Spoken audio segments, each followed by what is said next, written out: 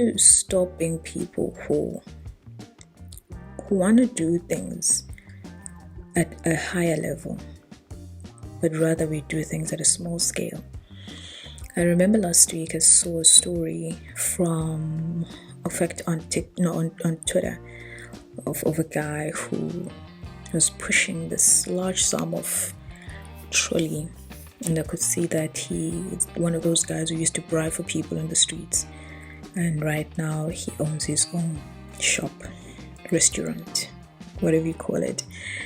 I was feeling so excited when I saw that, and I remember I reshared that or retweeted or quoted that and said, this is South Africa's dream. South Africa's dream is it's not a liberation from a political party. South Africa's dream is from small businesses.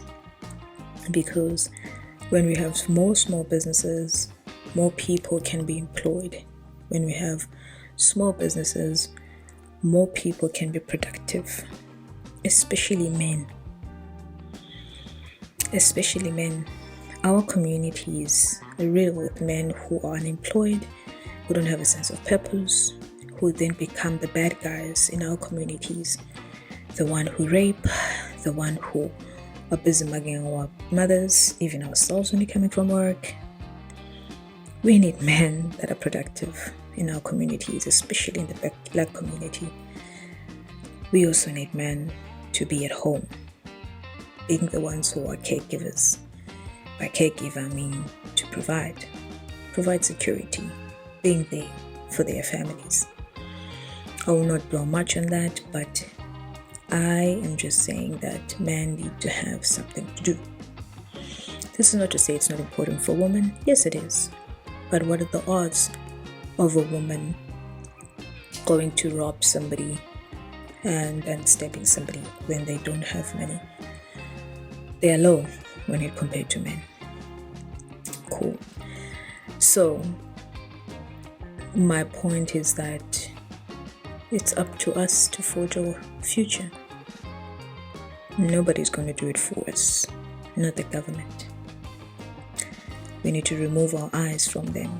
We have seen it time and time again that those people only care about their pockets.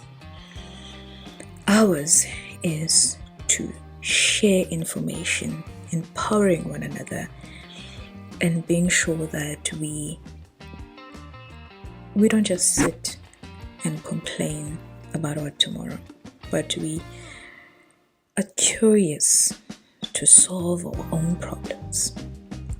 You see, if I had resorted to just being a person who complains, moans, blaming the white man, I don't think I would be here sharing this with you.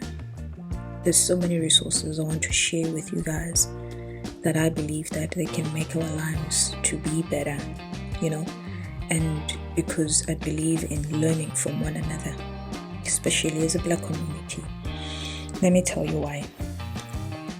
I've lived in various communities, grew up in a township, and I've been in the white dominant communities and stayed with there, and I've seen I've contrasted the two when it comes to what do you find in both communities. And I'll tell you just now. In the Black community, what you find mostly, say around the community, of course you'd find a spaza shop that is foreign owned. You find a tavern, lots of taverns by the way. You also find maybe let's call it a shopping center. And in others, they are blessed enough to have what they call a mall, And then you have a tiny percentage of small businesses. By that, whether it's a restaurant, a tailor, yes, we do have car wash, I know that. Let's say a coffee shop, yeah. I know it's not our thing, but we don't find that. Or rather a bookstore, you don't find that. Contrast that to the white neighborhoods.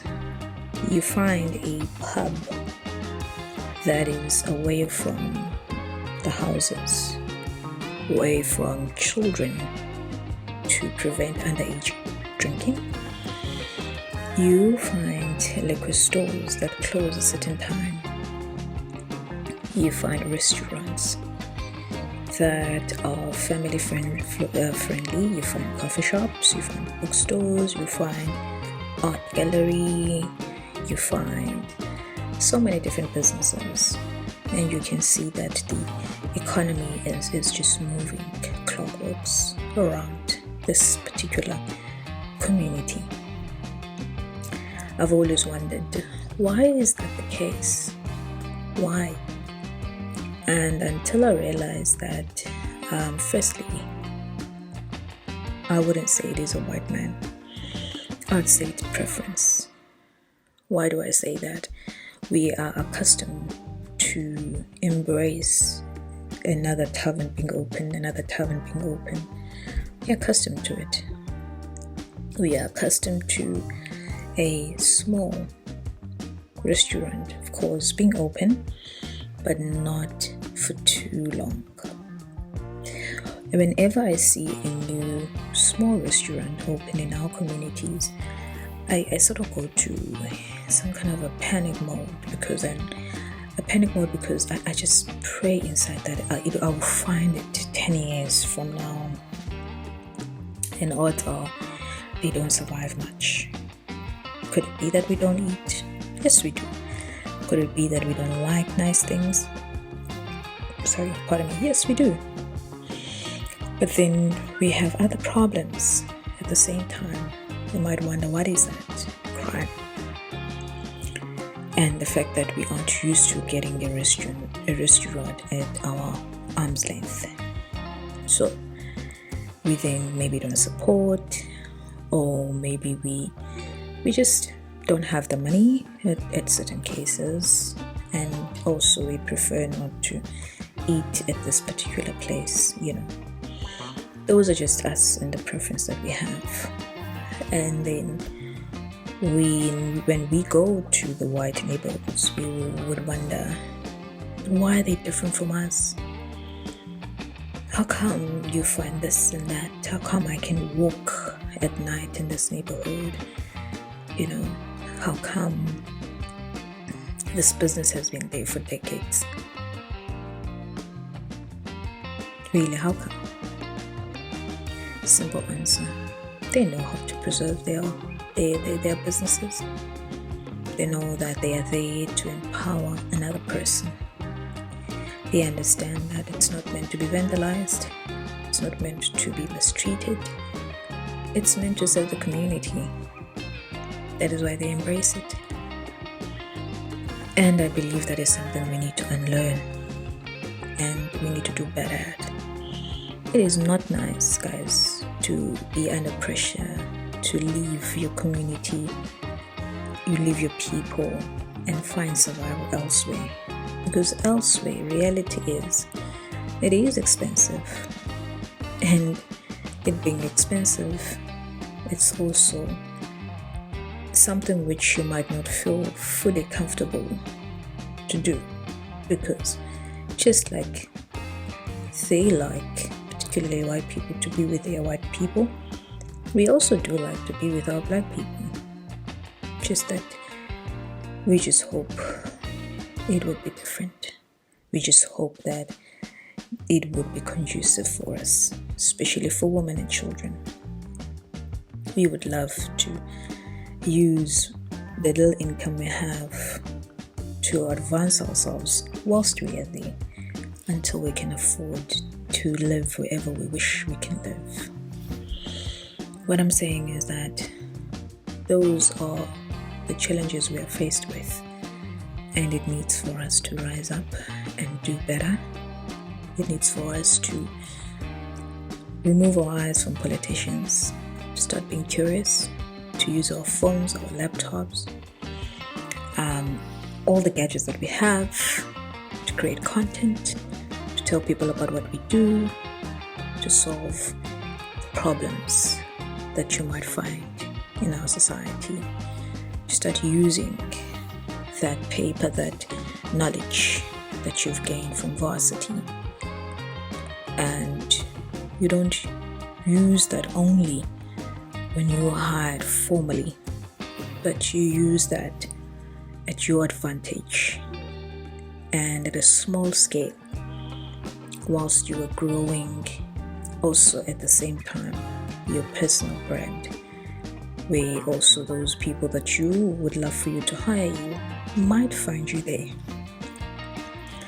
So young people of South Africa, my plea is this: now it's our time to really neglect and forsake this government and find solutions of our own by looking for those of us who want to share information and who want to empower you, empowering me through information.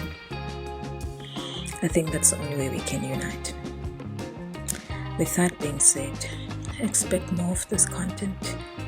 Also, expect some marketing and branding content, and feel free to ask me any questions. Have a blessed week further. Once again, this is Nolu, and on my other channels I'd say I come bearing gifts. Bye-bye.